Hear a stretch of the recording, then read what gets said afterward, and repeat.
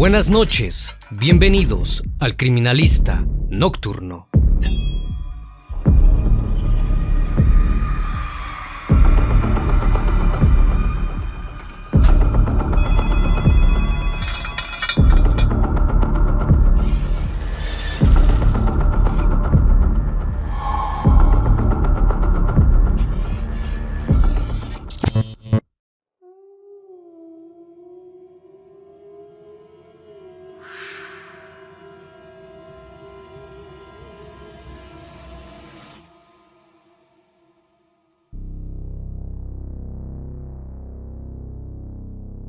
El 16 de febrero de 2005, en una casa ubicada en Las Palmas 342, en el barrio Embosayati de Ñemby, los agentes policiales se encontraban perforando el suelo debido a un operativo en busca de armas.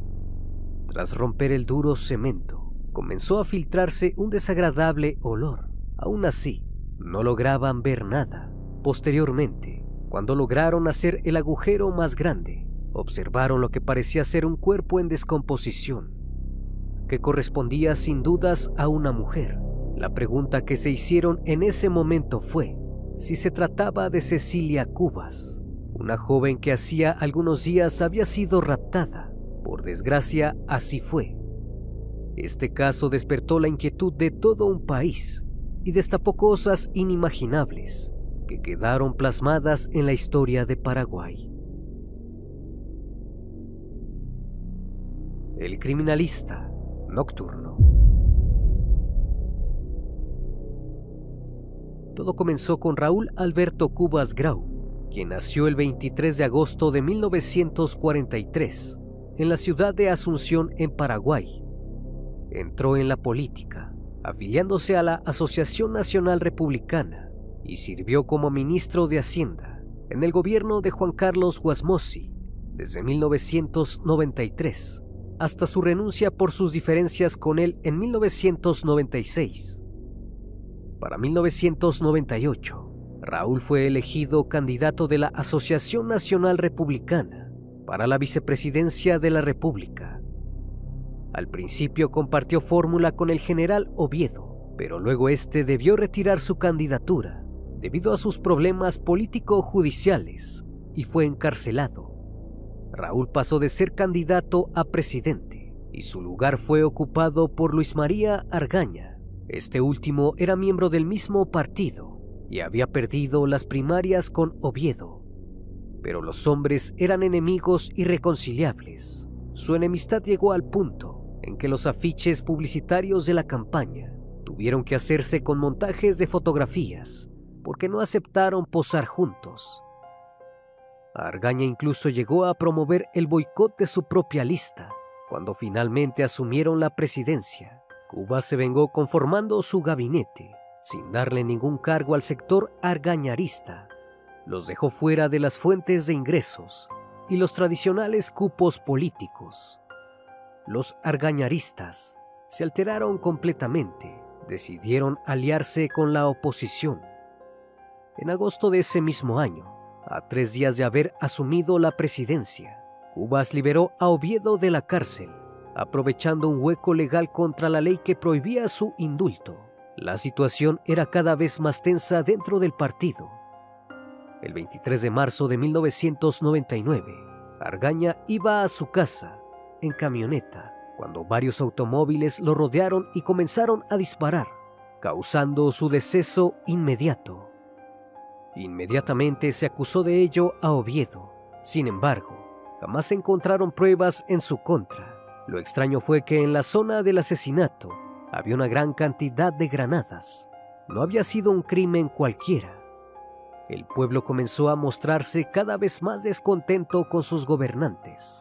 La conmoción del momento, sumada al descontento con la liberación de Oviedo, dieron como resultado manifestaciones enormes. Las mismas se tornaron muy violentas, entre defensores del gobierno y protestantes. Integrantes del propio partido acusaron a Cubas de llevar al país a una guerra civil. Los senadores argañaristas perdonaron deudas a agricultores a cambio de su apoyo contra Cubas. Se promovió una movilización general apoyada por los medios de comunicación. Esta protesta terminó con varios fallecidos. Todas las manos señalaban a Cubas como el culpable. Se inició un juicio político contra Cubas por el mal manejo de la crisis y por utilizar la ley a su favor para liberar a Oviedo. Decidió renunciar a su cargo de presidente y se aisló junto a su familia en Brasil. En febrero de 2002, el expresidente volvió a Paraguay junto a su esposa y su hija. Inmediatamente fue arrestado y procesado por cargos de corrupción y por conspirar en el asesinato del vicepresidente Argaña. Sin embargo, fue absuelto, pero en el fondo sabía que todo un pueblo lo odiaba. Jamás podría dormir tranquilo, ni él ni su familia. Cecilia Mariana Cubas Gusinski nació en Asunción, Paraguay, el 14 de enero de 1973. Fue fruto de la unión entre Raúl Cubas y la exsenadora Mirta Gusinski.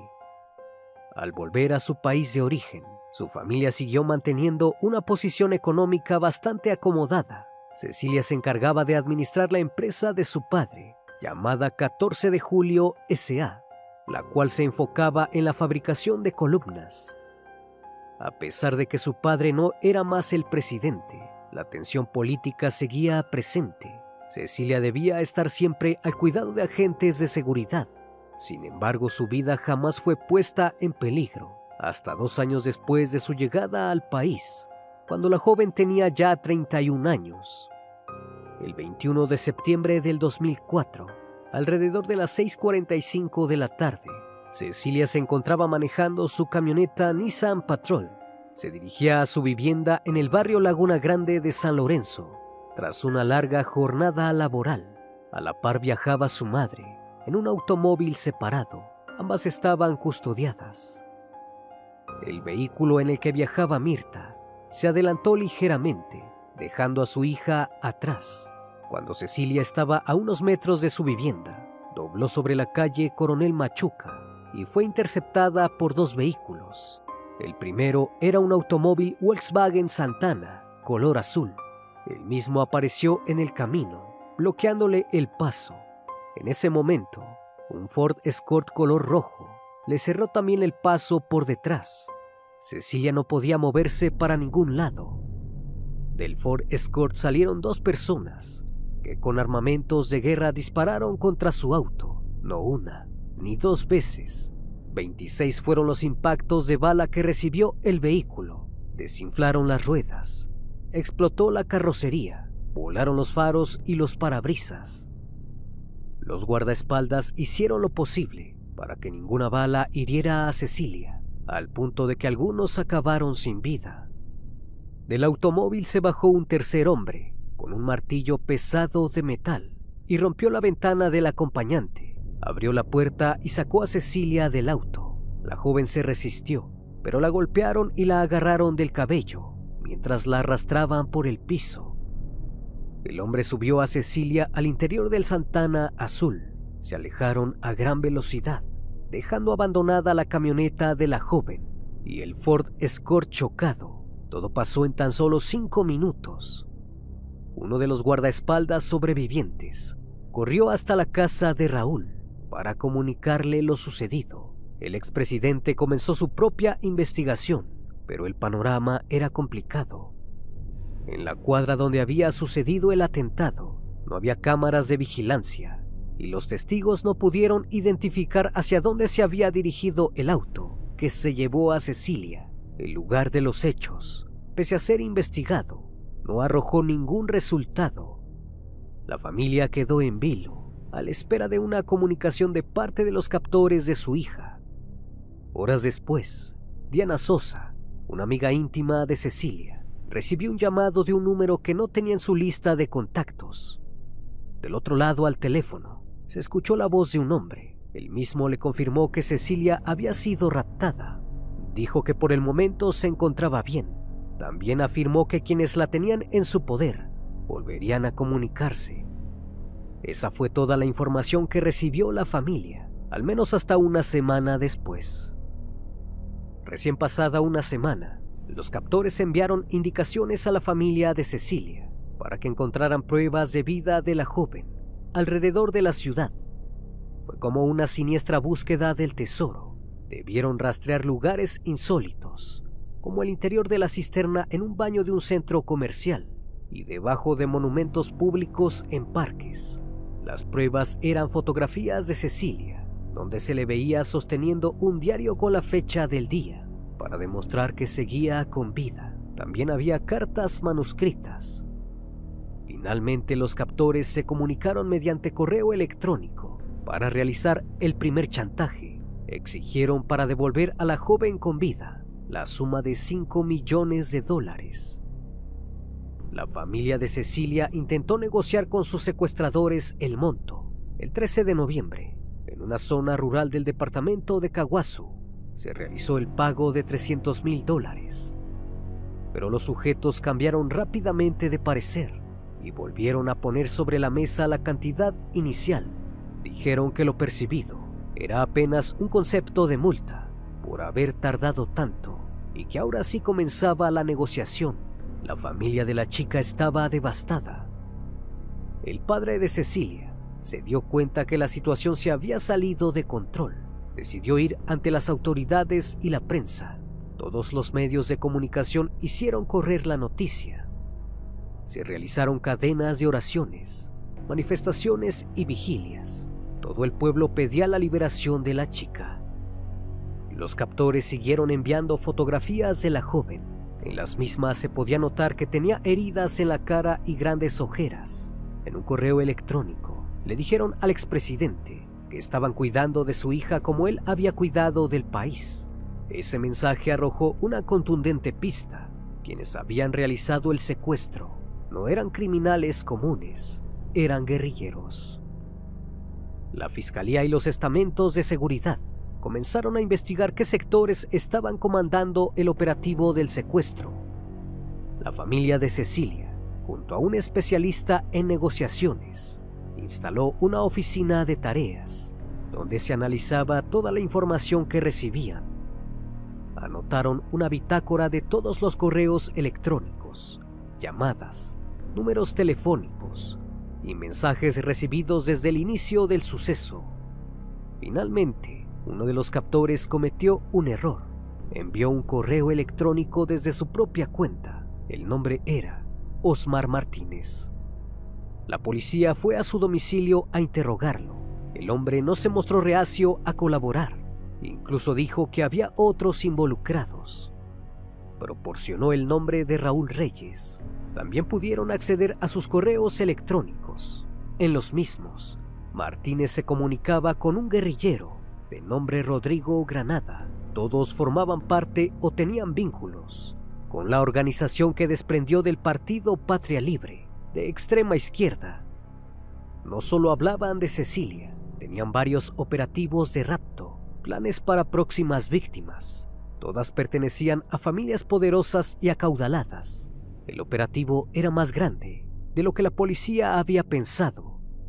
Mientras los agentes seguían investigando, su presencia se hacía más notoria. Los captores estaban furiosos con la entrada de la policía en el caso. Dijeron que a modo de escarmiento le quitarían la vida a Cecilia. Sin embargo, siguieron exigiendo el mismo monto de dinero para devolver a la joven a su familia. Comenzaron a referirse a ella como la fruta. En uno de los correos electrónicos, los captores le indicaron a la familia que se apurara con el pago del dinero, ya que no creían que la fruta pudiese aguantar más tiempo. Se estaba pudriendo. El 22 de diciembre de ese mismo año, los captores volvieron a comunicarse. Esta vez no enviaron una fotografía de Cecilia, simplemente mandaron otro correo electrónico, donde dieron como límite las siguientes 48 horas para que la familia enviase una suma de $3,000 millones. Si no, nunca más volverían a ver a la joven. El expresidente dio un comunicado por televisión en el que exigió una prueba de vida de su hija. No obstante, se mostró dispuesto a pagar la suma de dinero. Mientras tanto, los agentes seguían intentando resolver el caso por su cuenta. Pero lejos de obtener una respuesta, el expresidente consiguió un sepulcral silencio. Luego de esa noche, Los captores no volvieron a comunicarse. Los investigadores siguieron con otras investigaciones, debido a que el caso de Cecilia no arrojó nuevas pistas.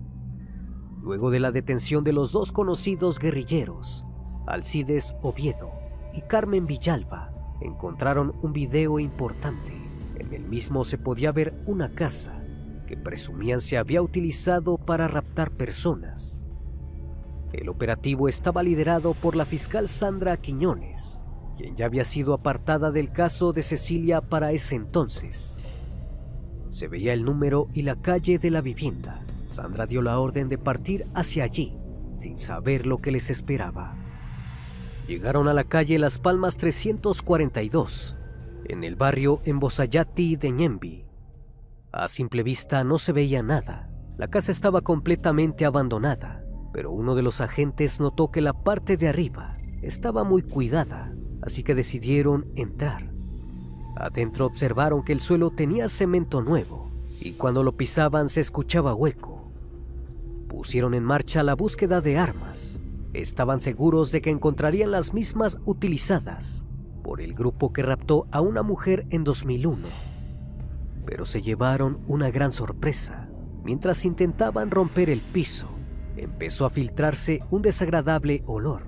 Pensaron que provenía de la humedad o de ratas en descomposición. No podían estar más equivocados. Ya a la medianoche, cuando el agujero se hizo más grande, observaron indicios de un cuerpo en descomposición.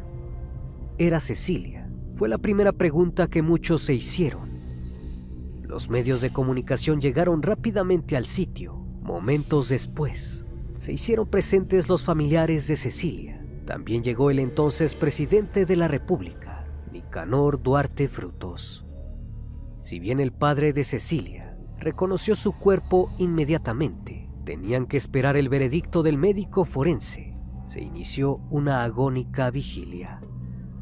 Finalmente se confirmó lo peor. El cuerpo pertenecía a Cecilia Cubas Gusinski. La joven llevaba unos 60 días fallecida.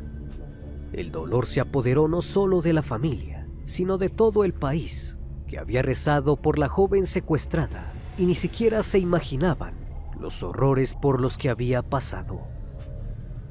Cuando la policía rastreó el lugar, hallaron todo tipo de sustancias, somníferos, bolsas y chalecos antibalas. El sitio estuvo habitado por Magna Mesa y Osvaldo Villalba, miembros de la organización que secuestró a Cecilia. Llevaban una vida normal para no levantar sospechas en el vecindario. Cecilia había pasado días enteros sin comer. Solo le daban un poco de agua. Además, en el cuerpo tenía varios cortes. También se notaba que había sido golpeada fuertemente. La necropsia arrojó que la joven tenía unos 45 días de fallecida cuando la encontraron. Al parecer, entre el 24 y el 30 de diciembre, los secuestradores le pegaron una cinta en la boca y la sedaron con una tableta de Disomnilán. Luego cavaron una fosa mientras ella seguía dormida y la enterraron viva. Cuando despertó, la joven intentó respirar. Tenía arena en sus pulmones y cientos de kilos de cemento tapaban su salida. Rápidamente la vivienda fue abandonada por los sujetos. Simularon que fueron a pasar las fiestas de fin de año al interior del país para no levantar sospechas, pero nunca más regresaron.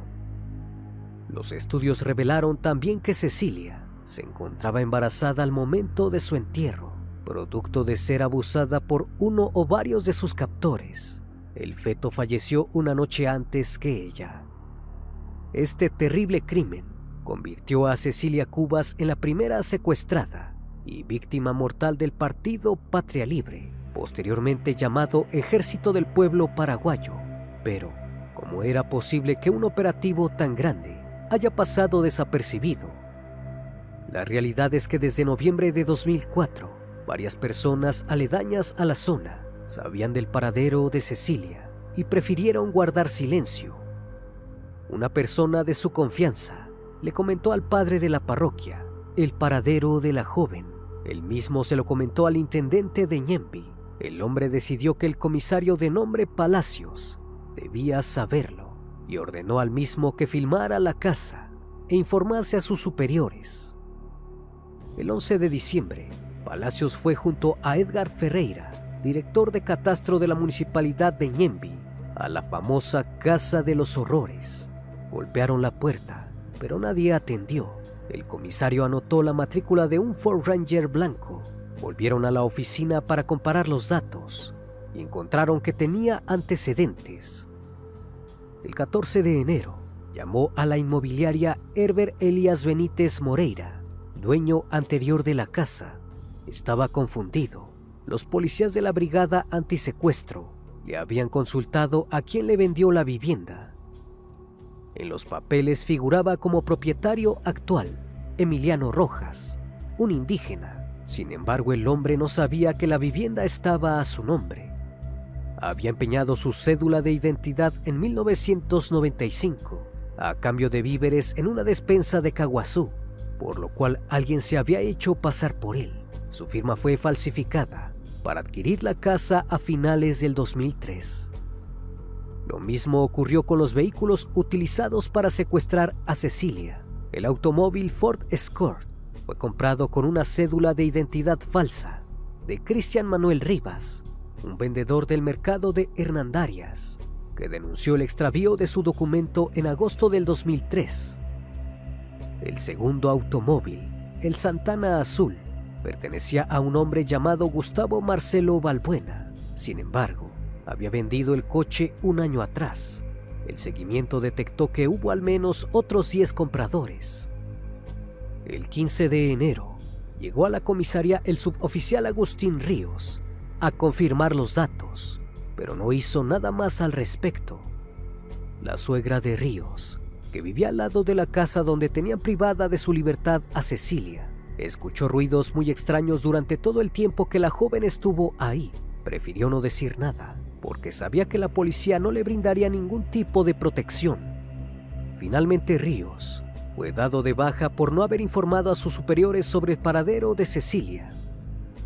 Todas estas personas podrían haber dicho algo. Si hablaban a tiempo, Cecilia hubiese podido ser salvada. Sin embargo, jamás fueron llevados a juicio, pero por suerte sus captores sí. Aproximadamente 20 personas pertenecientes a la organización guerrillera fueron detenidas y procesadas por el secuestro de Cecilia Cubas. Todas contaron con cadenas de entre 5 y 35 años de cárcel. Sin embargo, los principales sospechosos de ser autores materiales del hecho, Manuel Cristaldo Mieres, Osvaldo Villalba, Magna Mesa y Óscar Benítez, se dieron a la fuga. También se escaparon Martínez y Granada, que ya habían sido relacionados con el caso anteriormente. La familia no pudo obtener un juicio justo, y con los captores sueltos, nadie estaba a salvo. Con el pasar de los años se descubrió que los raptores habrían sido asesorados por el movimiento insurgente colombiano llamado Fuerzas Armadas Revolucionarias de Colombia. Este grupo también era de extrema izquierda. Además, se confirmó la participación de varios miembros de la policía paraguaya en el suceso. En junio del 2021, Óscar Benítez fue acusado de ser líder del grupo de secuestradores y fue condenado a 24 años de prisión, con 10 años adicionales por medidas de seguridad. El 19 de octubre de 2021 fue detenido Rodrigo Granada en la Ciudad de México. Se dirigía a un seminario internacional de partidos políticos. Paraguay solicitó una circular roja por secuestro, asociación criminal y homicidio doloso. El hombre fue el canciller de las Fuerzas Armadas Revolucionarias de Colombia. Durante la época del secuestro de Cecilia, actuó como nexo entre Orley Jurado Palomino, comandante en ese momento de las Fuerzas Armadas Revolucionarias de Colombia, y Raúl Reyes, del equipo de protección personal, durante la planificación del hecho. A pesar de la cantidad de detenidos, varios implicados en el rapto de Cecilia operan actualmente como miembros del Ejército del Pueblo paraguayo. El mismo se mantiene activo en el norte del país, cometiendo secuestros y extorsiones. Dicen que lo hacen para defender a los más necesitados de las figuras poderosas de Paraguay. Mantienen en cautiverio al ex vicepresidente Óscar Denis, al ganadero Félix Urbieta y al policía Edelio Morinigo. Este último lleva ya 8 años privado de su libertad. El 9 de septiembre de 2021, los familiares de los secuestrados dieron una conferencia de prensa donde lamentaron la falta de acciones por parte de las autoridades y organismos de seguridad. No solo no se han encontrado a los desaparecidos, sino que tampoco se ha erradicado el crimen organizado.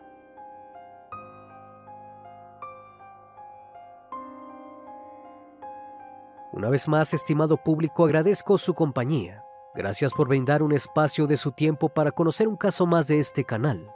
Si aún no estás suscrito, te hago la cordial invitación a que lo hagas y formes parte de esta gran comunidad.